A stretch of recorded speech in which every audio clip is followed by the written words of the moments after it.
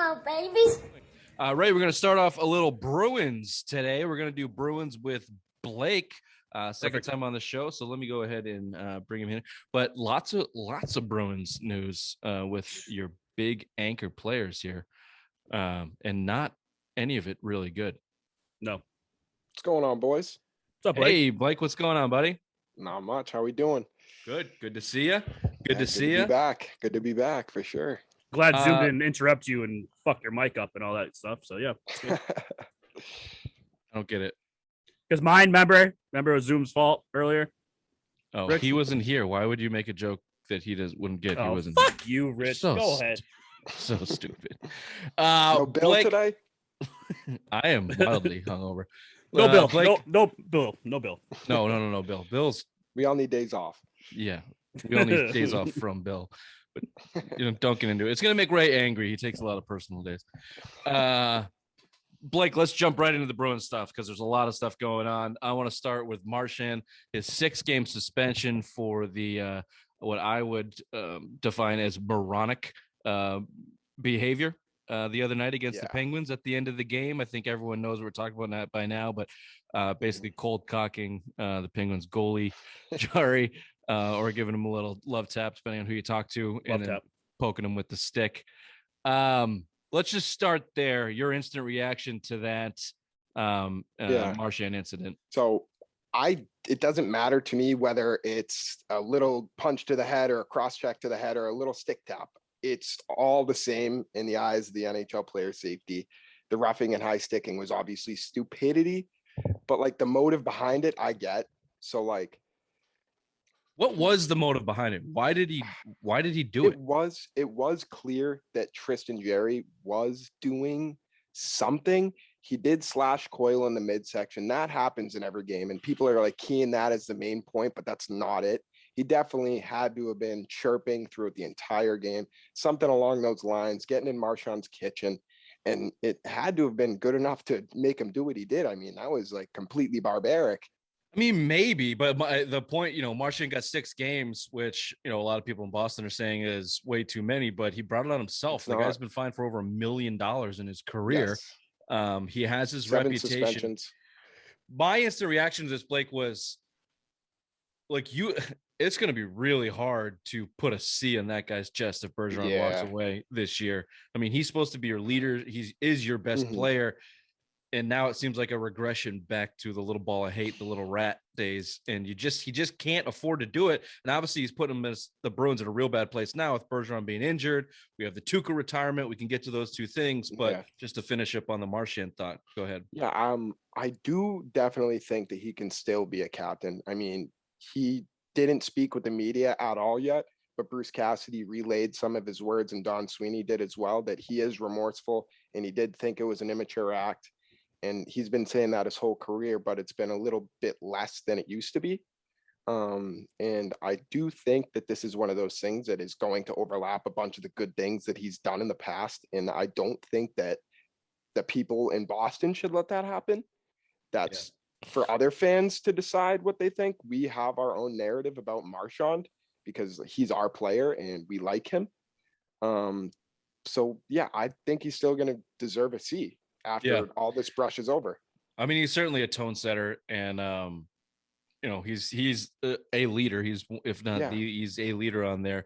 It's just a real tough look to have that guy that can't control himself in those fashions, with that C. And beautiful segue by me, putting them in a terrible position here with Bergeron's injury. Your thought on the Bergeron injury, having to do with his head. They seem to be really cautious with this. But I'm looking at this now, Blake. You had 6 games with Marchand, Bergeron indefinitely. We don't know. How can the Bruins survive this? And at the end of the 2-week stretch or so here, are we going to be looking at a team that's on the outside of the playoff picture looking in? That would mean a pretty major collapse with the standings the way they are. But you lose your 2 top guys. That's tough to withstand, and they got a decently hard schedule coming up. So the information that I pulled on Bergeron is that it's not a concussion, so that's good. They said he injured his head, and what they meant by that, I think he has like a cut on his head or something. So maybe some staples or stitches going on. So I mean, me as a kid, I played through that. So hopefully he's going to man up after a game or two and get back out there, because they actually really need him. Marchand and Bergeron are literally in between 24% and 25% of their offensive production throughout this entire year. They need both of those guys in the ice. So you calling Bergeron a pussy, just so we can clarify right now? No. How dare you, Ray? How dare you? I'm sorry. If it was me, I'd be back in the ice. If it was, I don't know the severity of the cut. Just a head laceration. I took the corner of a scooter to the top of my head. The next day, I played hockey with staples in my head. So Bergeron's got to man up a little, I think. Full hockey guy, full on hockey guy. I would be weary that it's just a cut on his head. I mean, he's dealt with concussion issues before. Yeah. Those are things that professional teams are weary to release. They definitely were being very critical on it so that they didn't run into any problems along the concussion lines. Yeah, totally.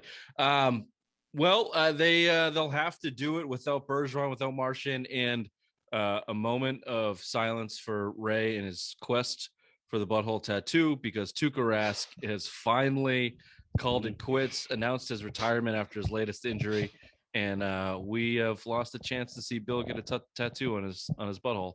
But in the long run for the Bruins, it may be better. What are your initial thoughts on Tuukka Rask hanging him up? So I do think that it was a good time. I mean, he could have called it quits after the end of last season. He went through all that rehabbing and skating every day, trying to get back to 100%. And he did it for so long. He got to the point where, he wanted to get back in the ice. He had his little stint down in Providence, which I thought should have went longer, and it would have helped him be better up in the NHL level and just get up to speed. But I do think it was a good time for him to retire. He was like losing a lot of people. People were bashing him, and he wanted to go out. Well, he still had so much love in the air for him, you know?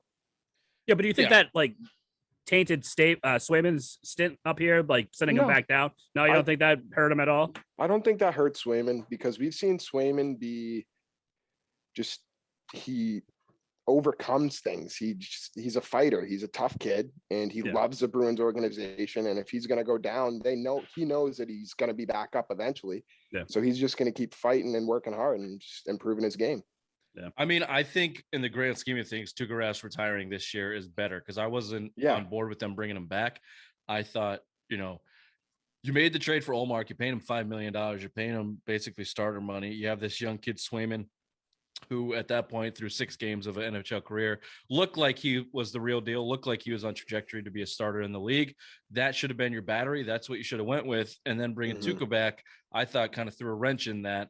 And, Swayman belonged on the Bruins, and now he's here. Yeah. I think that at the end, that's going to be better overall for the Bruins. And you better hope these guys can get in their groove and get their head straight, because without Marchand, without Bergeron, with the way their defense is played, or at least looked in that Penguins game, not putting up an ounce of fight in front of the net. Those goalies, are the top 2 defensive forwards too. They're going to have to come up big, Blake. Yeah, no, they're missing their top 2 defensive forwards. It's going to be tough.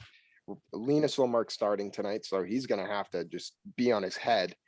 Yep. The other guys I need to see in the back end step it up big time is Matt Grzelcyk. He needs to try to get to maybe half a point a game during the stretch. He's a guy that they can rely on sometimes. McAvoy's also going to have to pick it up. And then going to the forwards, it's going to have to be a collective group effort. I mean, Pasternak is the only top 3-point producer on the team. Other guys like Hall, Eric Halla, Craig Smith, Jake DeBrusk, and even the back 6 guys are going to have to do some stuff tonight and moving forward.